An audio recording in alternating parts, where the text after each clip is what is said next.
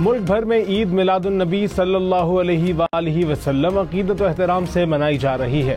کراچی سے خیبر تک گھر گھر درود و سلام کی صداؤں کی گونج، شہر شہر محافل نعت، ریلیاں اور جلوس، لنگر کا سلسلہ بھی جاری۔ گھروں، گلیوں، شاہراہوں اور بازاروں کو جھنڈیوں اور برقی کمکموں سے سجا دیا گیا۔ پارلیمنٹ سمیت اہم سرکاری عمارتیں بھی سج گئیں۔ جشن عید میلاد النبی صلی اللہ علیہ وآلہ وسلم۔ رحیم یار خان میں شہریوں نے مل کر 2000 پاؤنڈ وزنی کیک تیار کر لیا۔ کیک کی تیاری میں کاجو، بادام، پستہ، اخروٹ، شہد اور مربع جات کا استعمال کیا گیا۔ رنالہ خرد میں بھی 500 پاؤنڈ وزنی کیک تیار کر لیا گیا۔ چکوال میں 112 پاؤنڈ وزنی کیک کاٹا گیا۔ منڈی بہاؤالدین میں مینگو ملک شیک کی سبھی تیار۔ چشتیہ میں 15,000 افراد کے لیے لنگر تیار۔ وہاڑی میں بھی تاجروں کی جانب سے ناشتے کا اہتمام۔ نبی کریم صلی اللہ علیہ وآلہ وسلم سے محبت کا منفرد انداز۔ کراچی میں کماڑی سے منوڑا تک کشتی ریلی کا اہتمام۔ فضا درود و سلام کی صداؤں سے گونجتی رہی۔ سیون شریف کی منچر جھیل میں بھی ماہی گیروں نے کشتیوں کی ریلی نکالی۔ فیصل آباد میں ٹرکوں اور گاڑیوں کو خوبصورت طریقے سے سجایا گیا۔ ملتان میں 100 اونٹوں کو خوبصورت انداز میں سجا دیا گیا۔ میرپور ماتھیلوں میں گھوڑوں پر ریلی نکالی گئی۔ صدر مملکت اور وزیر اعظم کی قوم اور پوری امت مسلمہ کو میلاد النبی صلی اللہ علیہ وآلہ وسلم کی مبارکباد۔ صدر آصف علی زرداری نے کہا، اللہ تعالیٰ نے ہمیں آپ کی ولادت کی صورت میں عظیم نعمت عطا فرمائی۔ آپ رہتی دنیا تک انسانیت کے لیے ہدایت کا سرچشمہ ہیں۔ وزیر اعظم نے کہا، ہمارے پیارے نبی صلی اللہ علیہ وآلہ وسلم نے ہمیں اتحاد، محبت اور بھائی چارے کی تلقین کی۔ یہی وہ اصول ہیں جو ہمیں معاشرتی اور اقتصادی مسائل سے نکال سکتے ہیں۔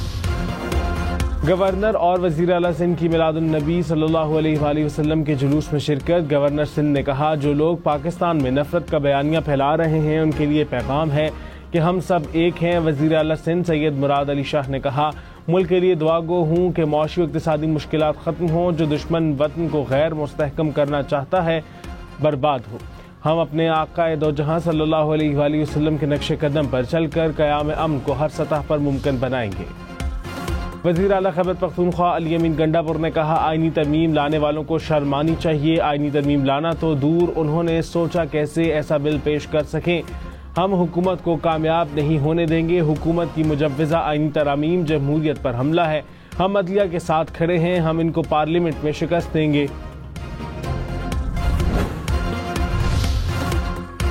مشیر وزیر اعظم رانا ثناء اللہ نے کہا، آئینی ترامیم اکتوبر کے پہلے ہفتے تک پاس ہو سکتی ہیں۔ جتنی جلدی ہو سکے آئینی ترامیم کے معاملے کو نمٹائیں گے۔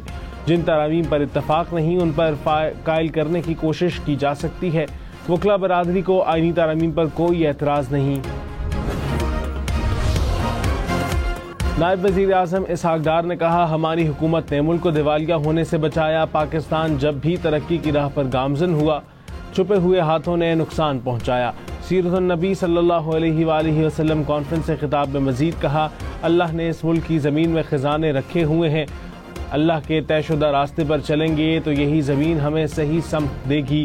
نوجوانوں کی اخلاقی تربیت کرنا ہمارا مشن ہے۔ سوشل میڈیا پر اخلاقی گراوٹ کا خاتمہ ضروری ہے۔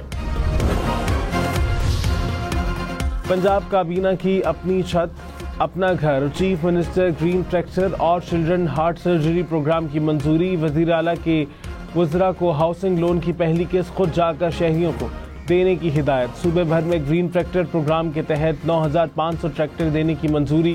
بچوں کے دماغی امراض کے لیے جنگی بنیادوں پر اقدامات کا حکم۔ کہا، عوام کے لیے آسانیاں پیدا کرنا چاہتے ہیں، 5 سال میں 5 لاکھ گھر بنائیں گے۔ وزیر اطلاعات پنجاب عظمہ بخاری نے کہا، پیٹرول اور ڈیزل سستا ہونے کے بعد کرایوں میں 30 سے 70 روپے تک کمی کی گئی ہے۔ مسافروں سے زائد کرایہ وصول کرنے والوں کے خلاف سخت ایکشن لیا جائے گا۔ تمام ٹرانسپورٹرز کو حکومت کے ساتھ تعاون کرنا چاہیے۔ شہریوں تک ریلیف پہنچانا ہماری ذمہ داری ہے۔ حکومت مہنگائی کم کرنے کے لیے کوشاں ہے۔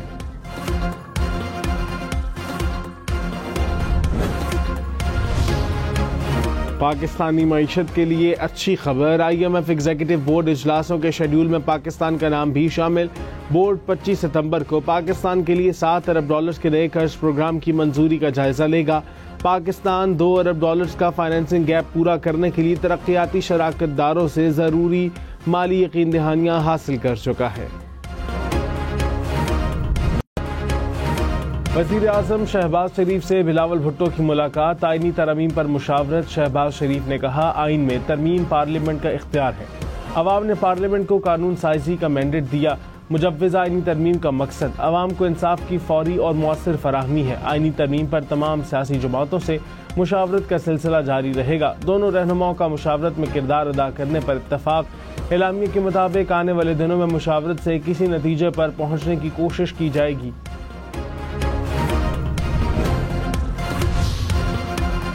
پیپلز پارٹی کا JUI سے مل کر آئینی ترامیم لانے کا اعلان۔ بلاول بھٹو کی مولانا فضل الرحمان سے 48 گھنٹے میں دوسری ملاقات، متفقہ نکات پر آئینی ترمیم لائی جائے گی۔ پیپلز پارٹی رہنماؤں نے کہا، ہمارا فوکس آئینی عدالت سے متعلق ترمیم پر ہے۔ پیپلز پارٹی اور JUI اپنا اپنا مسودہ پیش کریں گے، اتفاق رائے ہونے کے بعد ترمیم پارلیمان میں لائی جائے گی۔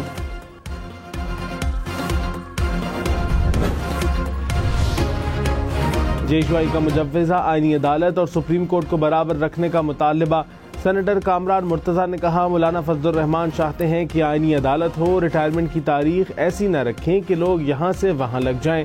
آئینی عدالت بنانی ہے تو سپریم کورٹ کے اوپر نہ لائیں۔ پروگرام فیصلہ آپ کا میں مزید کہا، کون سا سماجی معاہدہ ہے جس کو رات کی تاریکی میں بدلا جاتا ہے، ہم نے بھی لوگوں میں جانا ہے۔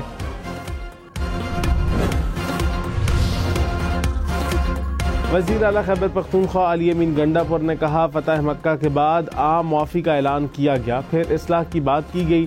حضور پاک صلی اللہ علیہ وآلہ وسلم نے سب سے پہلے انصاف اور حقوق کی بات کی۔ رحمت للعالمین صلی اللہ علیہ وآلہ وسلم کانفرنس سے خطاب میں کہا، نبی اکرم صلی اللہ علیہ وآلہ وسلم نے ہمیں معاشرے کی اصلاح کا درس دیا ہے۔ صدر نون لیگ نواز شریف نے کہا، اللہ تعالیٰ نے ہمیں آپ صلی اللہ علیہ وآلہ وسلم کی ولادت کی صورت میں عظیم نعمت عطا فرمائی۔ آپ صلی اللہ علیہ وآلہ وسلم رہتی دنیا تک انسانیت کے لیے ہدایت کا سرچشمہ ہے۔ حضور صلی اللہ علیہ وآلہ وسلم کی زندگی کا ہر پہلو ہمارے لیے مشعل راہ ہے۔ علامہ طاہر اشرفی نے کہا، دین اسلام مرد و خواتین کی تعلیم کا حکم دیتا ہے، بیٹیوں کو علم کے نور سے منور کرنا ضروری ہے۔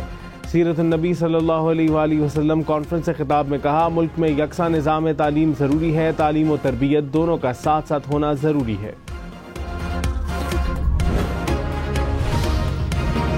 روس کے نائب وزیر اعظم 18 ستمبر کو 2 روزہ دورے پر پاکستان پہنچیں گے۔ روسی نائب وزیر اعظم اعلیٰ سطح وفد کی قیادت کریں گے، صدر اور وزیر اعظم سے ملاقاتیں بھی کریں گے۔ وزیر اعظم شہباز شریف 23 ستمبر کو نیو یارک پہنچیں گے۔ 27 ستمبر کو اقوام متحدہ کی جنرل اسمبلی کے سالانہ اجلاس سے خطاب کریں گے۔ دورہ امریکہ کے دوران IMF اور عالمی بینک حکام سے ملیں گے۔ نیو یارک سے واپسی پر وزیر اعظم شہباز شریف برطانوی ہم منصب کیئر سٹارمر سے ملاقات کریں گے۔